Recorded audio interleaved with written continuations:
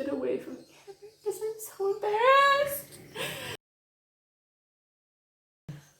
Hi everyone, we're Nat&Nat and welcome back to our channel. If you're new to our channel, we're a couple that just enjoys talking about the things in our relationship from our backgrounds, because I think we have a pretty crazy story. Yeah, we have different cultures. We come from different countries. I'm from Israel, she's from Serbia and Vancouver. Canada, yes. Different religions, and yet we made it work. We're just trying to share our story, and hopefully that might help someone out there that needs our little advice and has no one to talk about. I speak Hebrew. I speak English. Oh, good. Money back. Thank you. With everything that's going on in America and in the world about racism, prejudice, and about treating people not equal, then it kind of triggered us to talk about our own private story. Me being Jewish and being accepted or not accepted in areas that are not here. And for her as a Serbian, be here in Israel, in the Jewish land. So it's a little bit... And how, whether they've accepted me or not and how that's going. The video today we're talking about is how to handle when your loved ones, whether it's family or friends, when they're being racist. And what do you do? What do you do when the people you love are being racist towards your partner? This is the person you chose to love. You chose to be with them. It's not easy. It's not easy mainly because it's between your partner and your family or friends or people who are close to you. What do? These are people that raised you, whether it's your family or friends. They gave you this community of love and kindness and they helped you grow, and then they flip it on you. What do you do? Those are not the people that you expected to be racist at all. You thought that they would welcome your partner with open arms no matter what they are, where they're from, what they look like. It doesn't matter. We love them. No, that's not always the case. So we are not here to tell you exactly what you should do or what could have happened. We're just here to share our story and what we did and what we didn't do. And what we didn't do. And how we wish we would have gone about it differently. So just take whatever you need for your relationship. Every relationship is different. Yes. So you have to decide what's right for you and your love. Damn.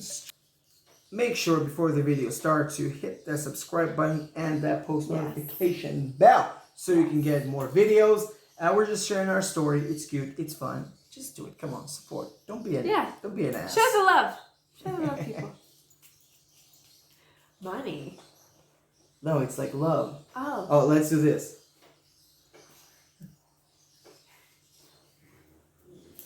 It's 2018. I took this man home to Canada to meet my family and friends.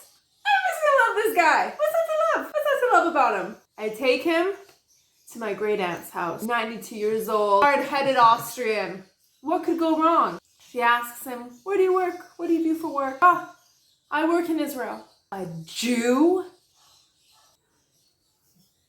So that happened. I also had one of my friends tell me I would never date one, but I'm happy you found someone that's good for you. So, and this is my family. These are my friends. And the worst thing is I didn't know what to do. I didn't do anything. I didn't do anything. I took it and I let Nat&Nat take it. And I didn't do anything. I didn't say anything. I didn't do anything. I didn't know what to do. I had never heard of this in my life. Any other guy I dated, I brought home, no one ever commented about their religious background, what they look like, where they're from. Nothing. This was never a thing. So when it comes to how to handle when someone is being racist towards someone you love, I'm sorry. You cannot do nothing. You cannot say nothing. I think with the climate right now and the discussion about racism that's happening around the world, this is something you cannot be silent on. It's tough and you have to decide what you're going to do. It's not easy, but saying nothing is not the right thing to do. And I have to say that sometimes I hear remarks like, oh, she's from Serbia. I must be a prostitute. Yeah, it's like everyone's looking like, they just think that this is like an ignorant, poor person in front of them. and you just have to be very strict about it. To begin with, you have to be very confident about what you have. If you're going to protect something, you have to be confident. And about this story in Canada, I was there. And, it was in my face. I'm Jewish. I'm like this since I was born. I know how to deal with racist people or people with prejudice. Oh, you're probably rich. Oh, your noses and greedy, and you're everything you would ever expect to hear about people.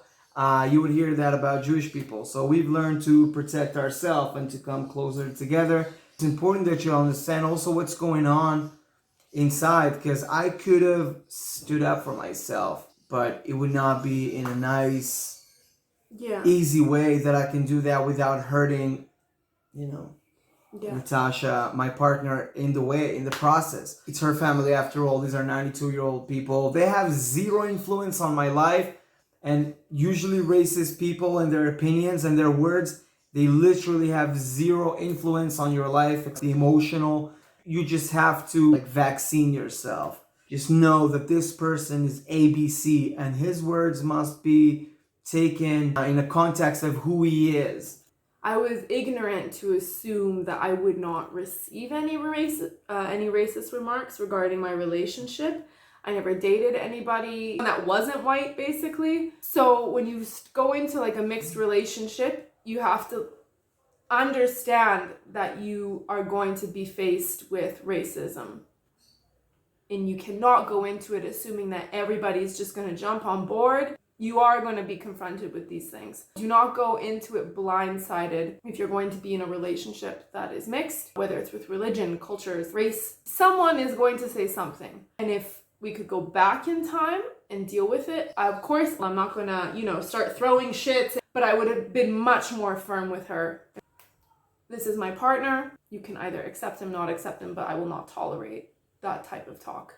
Period. You don't have to combat racism with aggressiveness or with violence. It doesn't serve the purpose. You just have to know where you are, what you guys are on the same page. I'm not going to tolerate it. Do whatever you want, but this is the line for me. You've crossed the line. Oh, how many Jew jokes are there? Do you know what I mean? Okay, there's many jokes that you'll accept.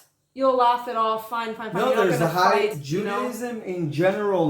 They have a very high level of self-comedy, laughing about yourself, laughing about where you're from. You can see it with Jewish comedians all over the world. And there's a line. But then there's a line when it comes from a good place and from a just a funny, stereotypical, extreme, whatever, into something very racist and very and full degrading. Of hate. Yeah. Full of hate. So when you're faced with someone that you love, a family member, a friend that's behaving in a racist manner, I would not treat it with aggression or with violence. Just make the line very clear for them to understand. And if they cannot respect where the line is and they cannot respect your relationship and who you choose to be with, then you have to decide whether or not this person should even be in your life. That's it.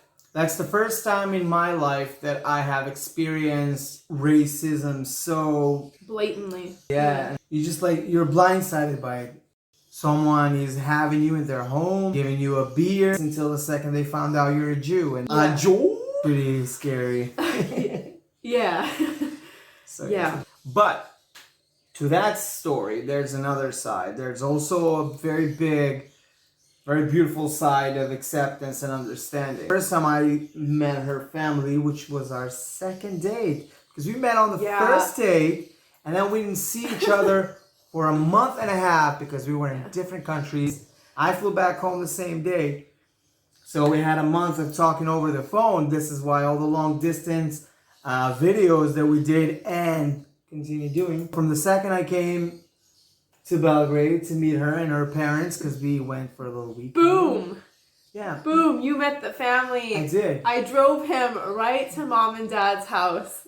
I was like, okay, they got to meet this guy. And they were very accepting and very cute. And until today, we have a very, very good relationship. In which, my parents even did further research to understand where Nat&Nat came from. My dad contacted, for example, Jewish people in the community, reconnected with a friend who's Jewish to learn more and just to, understand more about Nat&Nat. And that is the way you handle these situations. When you don't know, or you're filled with preconceived notions, instead of going with it, just educate yourself. And we found the more I was educated about things that happen in Serbia, the more they were educated about things that happen in Israel, or, from my heritage, in Morocco or Portugal before. We actually found out that we have so much more in common.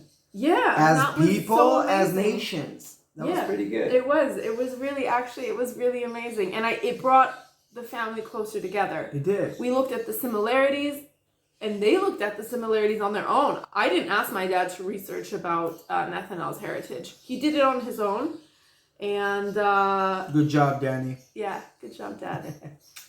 When she came to live with me, yes, it was with my parents for a little while. I lived with Nathaniel's family. I'm not Jewish. They're Jewish. Religious, and you might say. Yeah, his family's religious, traditional. Yeah, traditional. That's obviously a blow. This is, no traditional That's Jewish. The biggest no-no in all of Judaism besides eating pork is to be with someone who's not Jewish. So you could imagine that we were thinking, this is not going to go well. Yeah. It's going to be some big issues, but they really embraced me and treated me with so much love and kindness. So, I'm getting so emotional. Horrible. Anyways. Tears of joy, by the way. Yeah. In real time. Yeah, baby. Anyways. Live. This is so embarrassing. Tears of joy brought to you by... Anyways. Sabi. Power of love is amazing. It is. Meep. It is. I have to get away from the camera. Our story is pretty... it's pretty big. It's pretty diverse and it's pretty challenging, but I think we're managing to get the best out of it. Looking flawless. You can do it. It's not easy, but you just have to stand up for what you believe in. You have to stand up for it. And we're talking about for all nations, for all people, all colors, all shapes. Just love each other. And love is bigger. You just have to decide if you're gonna fight for it or you're gonna fight against it. Yeah. Change the frequency. Change the frequency. Click like, subscribe, whatever it is. Do it. Come on, don't be cheap. It's just a click. It's like a ticka boom. And right we'll keep posting videos every week about these subjects. Do you like it or not? Yeah. But like it.